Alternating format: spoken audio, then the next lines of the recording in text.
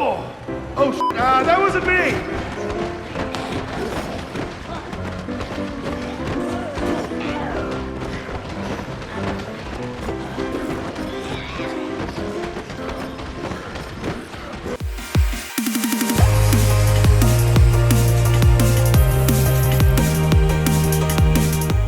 What's up magnets, welcome back to another video, and today a quick comparison between the Xbox One and the Xbox One S.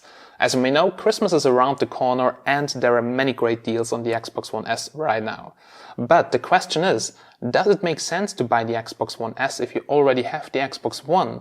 Or does it even make sense because next year the next generation is coming and Project Scorpio is bringing you 4K gaming to your living room? So that and many more questions will be answered during this video, so stay tuned. Also today, Dead Rising 4 has been released and I'm pretty excited to bring you my review, and I'm going to test it on both consoles, so stay tuned. And also at the end of this video, there might be a little giveaway, so watch it until the end. And now guys, let's get started and let's have a closer look at the consoles and Dead Rising 4. The Xbox One S is a small upgrade over the original Xbox One. It gets you HDR gaming and Ultra HD Blu-ray playback. It's also much smaller, less power consumption and a bit faster. But the question is the Xbox One S worth the upgrade? Let's find it out. I got the 500GB model, but there's also 1 and a 2TB version of the new console. More info in the description.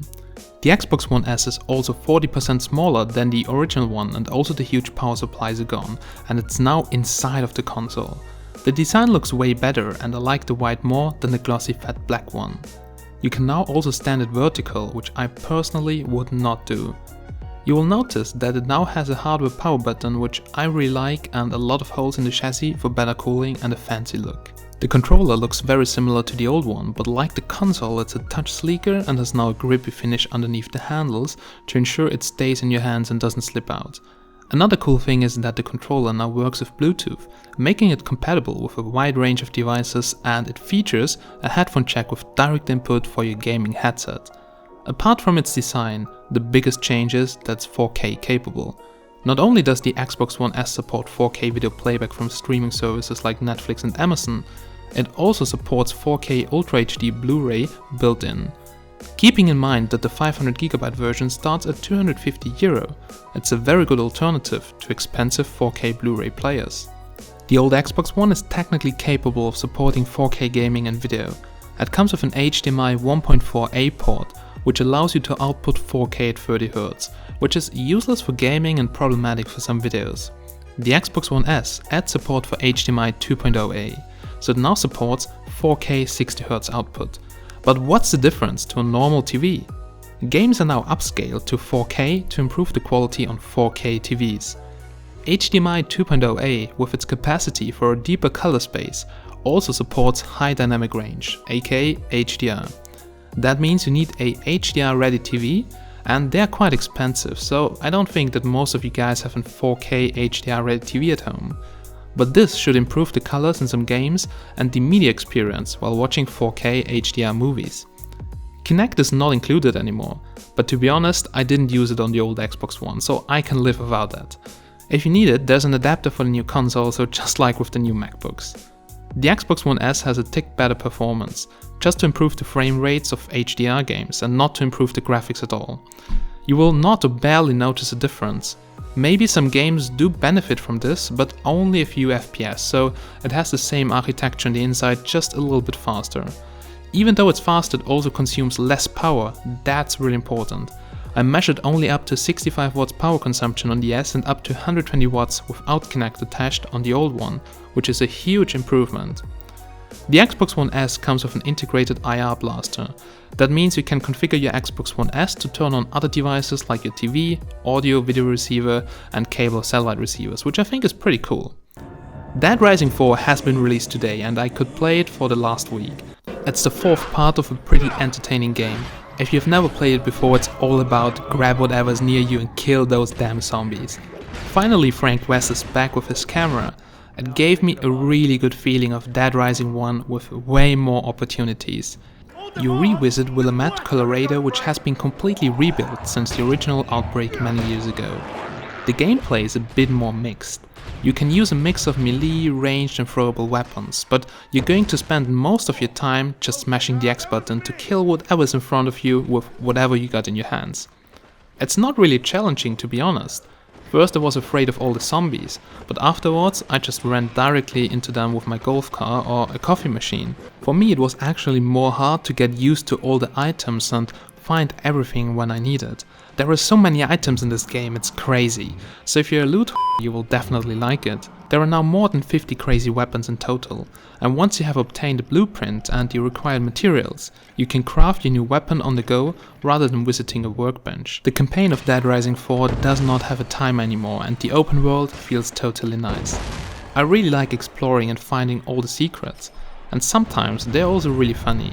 The central mall and its surrounding areas are packed with hidden secrets, interesting weapons and compelling collectibles. Frank also has got his camera back and it's an optional method for getting experience and achievements. Co-op mode has been removed from the campaign and now we got a separate multiplayer mode.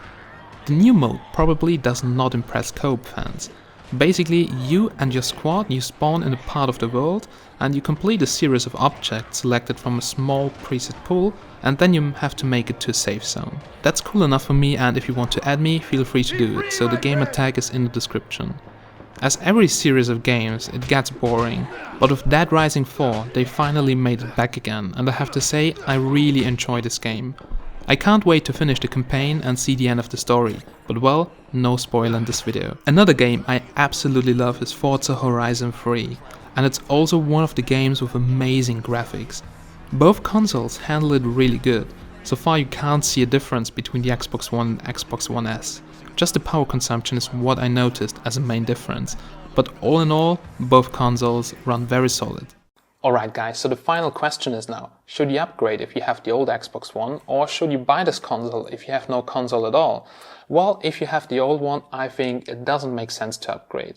The performance boost is so tiny, and this is just because they boosted up the performance a little bit to make it HDR ready.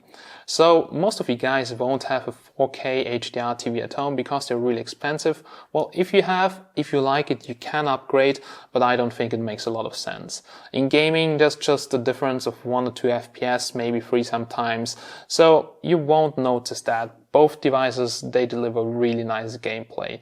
For sure, if you have a 4K TV and you really like that, then go for it. But in my eyes, gaming on both is actually the same. Now, streaming Netflix in 4K and 4K Blu-rays, yes, this is definitely a plus point, but Project Scorpio is coming soon, and I think it doesn't make sense to pay now to upgrade from an Xbox One to the Xbox One S. But if you have no console at all, this device is actually really nice.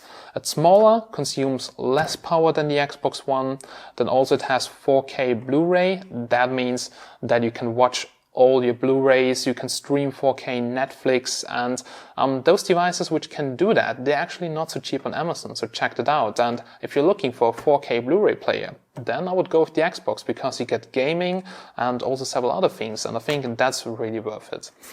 Alright, so that is my opinion on those devices, and the Xbox One S is definitely beautiful, and yeah, this one will now go back into the package.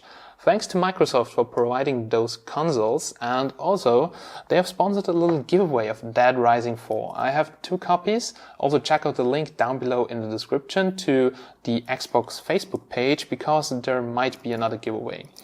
Alright, so you can also find the giveaway terms down below in the description. Giveaway is as always hosted on rafflecopter.com to keep it as fair as possible. So Merry Christmas guys, thanks for watching this review and see you very soon in the next one. Good luck for the giveaway.